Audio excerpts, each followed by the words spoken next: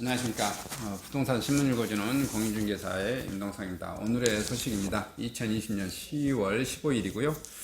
오늘은 가장 여기가 그 유명한 전세 맛집인가요? 줄 서서 전세 맛집 구경하는 이런 현상.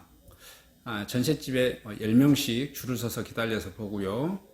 또는 그 10명도 다 못 보니 5명만 끊어가지고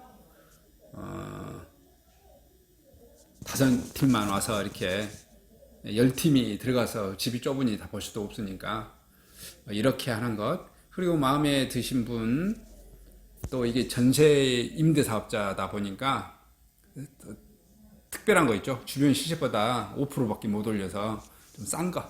자, 그런 경우는 어떻게 해요? 5팀이 돌려서 탁구공 돌리든지 뽑기로 해가지고 당첨된 사람하고 계약을 했다는, 자, 이런 현상. 여기가 그 유명한 전세 맛집인가요? 자승자박, 홍남기, 전세에서 쫓겨나고 본인 집은 못 팔고. 이 사례를 보면 오늘 전 신문사에서 도배하고 있습니다. 내용이 뭐냐면 계약갱신 청구권, 계약기간 내 세입자가 2년 재계약 요구, 집주인 입주 시 거부 가능, 이렇게 되었고요. 전월세 신고제, 주택임대차 계약시 보증금 임대료 등 지자체 의무 신고해야 되고요. 전월세 상환제 임대차 계약갱신 시 인상률 일정 시중 5%의 하한으로 해라. 근데 지금 이제 홍 부총리가 지금 소식을 보면 장난 아닙니다. 임대차 3법의 최대 피해자가 된 경제부총리. 이제 이분이 어떻게 됐냐면 지금 집이 분양권까지 합해서 2채입니다. 그러니까 세종시에 한 채가 있고요. 지금 짓고 있는 중이죠. 아직 그 세종시에 있는 집은 등기를 쳐야 팔 수 있는 거라서 분양권이나 팔 수는 없어요. 그리고 의왕시에 자기 본 집이 있습니다. 그런데 그 의왕시에 있는 집은 이제 그 민주당의 그 정책에 의해서, 대통령의 정책에 의해서 이제 팔았어요. 그리고 본인은 지금 어디서 살고 있냐면 지금 서울에 전세로 또 살고 있죠. 그러죠? 근데 지금 현재 홍남기 부총리는 모르겠다. 지금 이제 세입자, 자기가 전세입자인데 집주인이나 들어와서 서울에 있는 집은 나 집주인이 들어와서 살겠다. 홍남기 너 나가라. 이렇게 한 거예요. 자기는 쫓겨났죠. 그리고 의왕시에 있는 집은 어떻게 지금 됐냐면 자기가 팔라고 해서 매매 계약서를 썼어요. 근데 그 매매 계약서 쓸 때 당시에 기존에 있는 임차인이 나가겠다고 했어요. 그래서 팔았겠죠. 홍남기 부총리는. 근데 그 의왕시에 있는 집의 임차인이 나는 못 나가겠다 이렇게 한 거예요. 왜냐하면 계약갱신 청구권을 행사하겠다 이렇게 돼버린 거예요. 그리고 이제 그 잔금 매수인 쪽에서 보면 잔금 기간은 떠나버린 거예요. 그 도과한 거예요. 벌써. 그러면 벌써 지금 무슨 문제가 생겼죠? 홍남기 부총리는 자기는 들어갈 집이 없고, 그리고 자기는 또 매수인한테 배익을 손해배상을 해주든지 이게 해야 될 판이에요. 이렇게 되는 거죠. 근데 홍남기 부총리는 제 생각에는 아마도 이렇게 하지 않을까 싶어요. 제가 홍남기 부총리라면 엄청 짠한 표정 짓고 사실은 배상해 준 게 제일 간단할 것 같아요. 왜냐하면 지금 매수인 쪽에서는 지금 잔금을 치르고 명도까지 해야 자기가 들어가서 살 것이니까. 근데 이게 못하는 거예요. 그래서 아직 잔금을 안 치르고 있다라는 거예요. 의무 이제 위반한 것은 제가 했을 때는, 왜 이제 홍남기 부총리 같은 경우는 이제 저는 부동산을 해보니까 그래요. 의왕시 집을 그냥 배상해 주는 게 좋을 것 같더라 이거예요. 왜냐? 놔두면 가격은 더 오를 거니까. 근데 이제 어떻게 할지는 모르겠는데요. 여기 봐보면 장난 아닙니다. 홍 부총리는 본인이 전세시장 안정에 기여할 것이라고 말했던 계약갱신 청구권 법 내용에 따라 세입자로서는 전세난민, 신세로 집주인으로서는 내 집을 내 맘대로 팔지도 못하는 임대차법 실험 대상이 신세가 되었어요. 홍 부총리는 주택매매 계약이 최종적으로 파기되며 복잡한 소송사에 휘말릴 가능성도 있습니다. 법조계에 따르면 홍 부총리가 기존 임차인의 계약갱신 청구권 여부를 확인하지 않고 매매계약을 체결했다면 매수자에게 손해배상을 해줘야 할 의무가 있고, 반면 임차인이 나간다는 의지가 분명했고 매수인도 이 같은 사실을 확인했다면 홍 부총리에게 일방적인 책임을 물 수는 없게 된다는 게 기존 판례입니다. 자, 매도인이 홍 부총리에게 기본적으로 소유권 이전 의무에도 명도 의무, 해당 건물에 대해서 인도 의무가 있는 건 사실이라면서, 그러나 처음엔 임차인이 나간다고 했다가 마음이 변해 갱신 청구권을 행사한 경우에도 매도인에게 무조건적으로 계약 책임을 물을 수는 없는 것이라는 게 기존 판례입니다.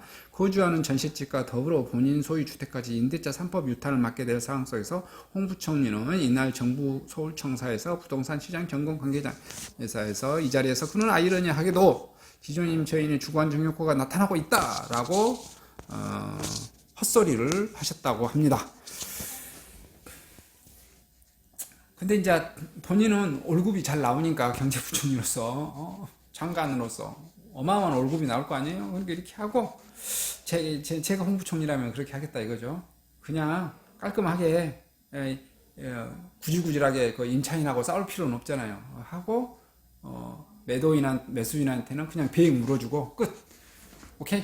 이제 이렇게 하시는 게 제일 답인 것 같고, 그 다음에 관련 신문에 지금 뭐 한국경제신문, 그 다음에 뭐 이게 매일경제신문 보고 제가 인터넷 신문에서 봤던 온갖 신문사에서 이 홍남기 부총리 기사건이 아주 나왔어요. 밑에 댓글을 읽어보면 가관이 아닙니다. 뭐 꽃이다, 뭐 고시텔에 가서 살아라, 뭐 별의별 말들이 다 있습니다. 거기 무슨 여자 의원이 있었죠. 그분이 거기 숙소에 가서 살라는 둥, 이런 게 비아냥되는 소리가 엄청나게 나오고 있습니다. 자, 이런 게 현실이네요. 그렇게 해도 여러분들이 이러한 집이 있는 사람도 이런 피해를 당하는 거죠. 그런데도 이제 민주당 지지하시는 분들은 열심히 지지해 주실 거고요. 제가 봤을 때는 정치적으로 이렇게 하신 분들은 끝까지 지지를 하시더라고요. 지지하셔도 되고요. 어쨌든 자, 이러한 정책으로 인해서 집 가지지 못한 자, 그다음에 가난한 자들은 더더욱 심하게 월세를 본인의 수입을 건물주한테 갖다 바쳐야 되는 현상이 벌어질 것이다. 여러분이 지지하는 정치 세력에 의해서, 이렇게 그냥 말씀드리고 싶습니다. 그 다음에 이제 다른 또 소식으로는 정규직 맞벌이도 뛰어든다. 바늘구멍, 신혼특공 더 좁아진다. 연봉 1억 맞은 신혼특공도 가능하고요. 신혼부부 생애 최초 특별공고 소득기준 최대 160%까지 완화했고요. 공공특공도 최대 140%, 일반공부는 100% 추첨제로해서 내년 1월부터 시행, 사전청약 영향이 있고요. 자, 30대에 떡 뺏길 판인 40대에 젊다는 게 벼슬인가 사조 자주 섞이고요. 오락가락 정책의 분노, 공급 뒷받침 안 된다는 무의미 2030 당첨률. 어차피 지금 계속해서 공급이 안 되고 있다라는 내용이 곳곳에서 소식이 나옵니다. 봐보십시오. 자, 경기로 번진 전세대란, 여기는 이제 전세대란이에요. 판교 과천도 계속 34평 기준 10억 다 올라가고 있습니다. 왜냐하면 서울에서 집을 못 구하니 지금 이제 경기도로 계속 밀려나는 거죠. 서울에서 전세남에 몰려 임대차 3박 가을에 이사철 겹쳐 판교 백현마을 11억이 다 되네요. 매물 호가 12억까지 치솟았고요. 과천 강명도 신고가에 잇따랐고요. 하남에 1년째 2배 가까이 오르고 있습니다. 자, 세종 집값이 튀니 대전도 들썩거리고요. 분양권 값이 2년째 2배로 튀어 올랐습니다. 자, 올 수도권 상승률 1위 수원 8달고 10억 클럽 가입했고요. 재개발 마무리 지택 수요가 올해 아파트 20% 인상, 이렇게 되고 있네요. 흥남기 아웃됐다 계속 나오고요. 이쪽 단지는 2억 공충, 저쪽 단지는 매물이 빵개, 전쟁 같은 전세살이. 그 다음에 이제 재밌는 현상이 내년 서울 아파트 공급이 더 올해의 절반으로 뚝 떨어집니다. 그래서 전세난은 더 심해질 거예요. 건설회사들이 지금 분양 계획을 잡지를 못하고 있습니다. 이사비 3천만 원 달라는 세입자는 나왔고요. 전문가들이 늘어난 전세 갈등으로 인해서 피해자들은 실수요자가 될 것이라는 견해가 계속 나오고요. 또 요즘은 집주인이 코로나 걸려서 집 보러 온 사람들이 너무 많아. 집 구경비, 여기 훼손돼.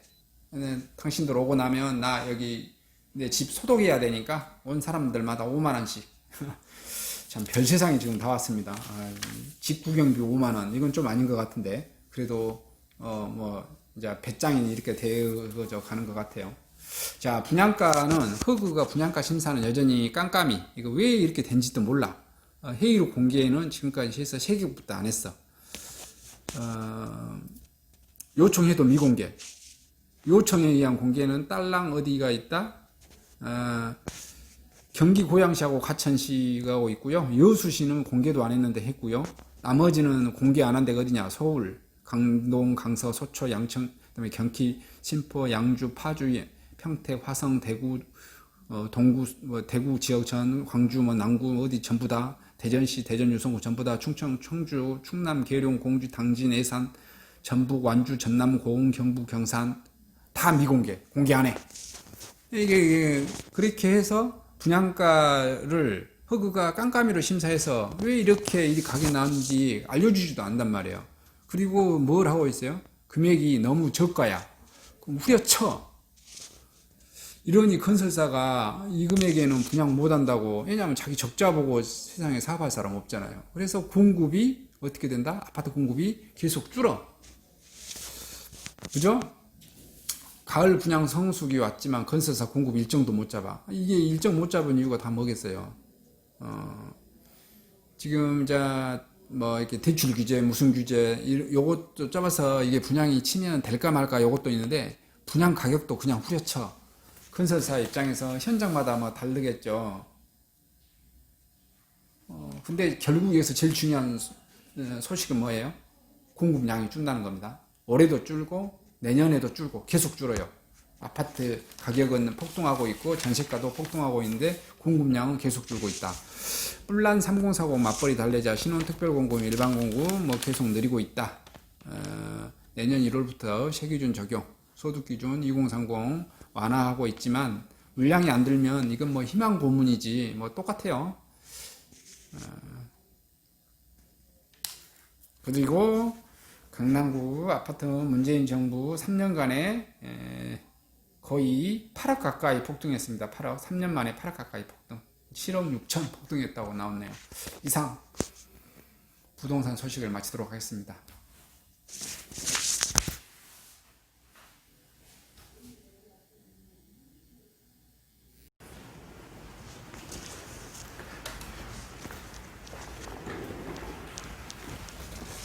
안녕하십니까.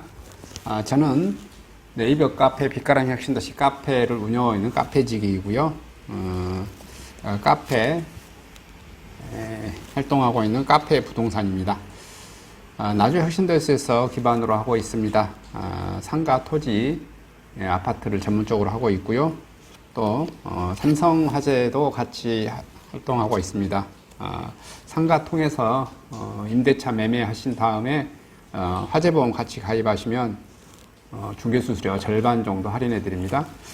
그리고 삼성화재의 그 의료실비, 운전자 보험, 자동차 보험, 화재보험, 적금, 치아보험, 연금보험, 상해보험, 통합보험, 자녀보험, 간병보험, 당뇨보험 이런 것도 모두 한꺼번에 취급하고 있습니다. 보험을 또 가입하게 되시면 또 이렇게 저를 통해서 상가 이렇게 임대차 내시고 하시면 네이버 카페 빛가람 혁신도시 카페에 홍보를 해드리고요. 유튜브에도 이렇게 홍보를 해드립니다. 그리고 이벤트 행사를 해서 여러분의 매장에 손님들이 찾아갈 수 있도록 이렇게 해드리고 있습니다. 물론 이벤트 비용은 제가 부담해 드립니다. 저를 통해서 많은 사업 같이 윈윈할 수 있도록 도움을 주셨으면 감사하겠습니다.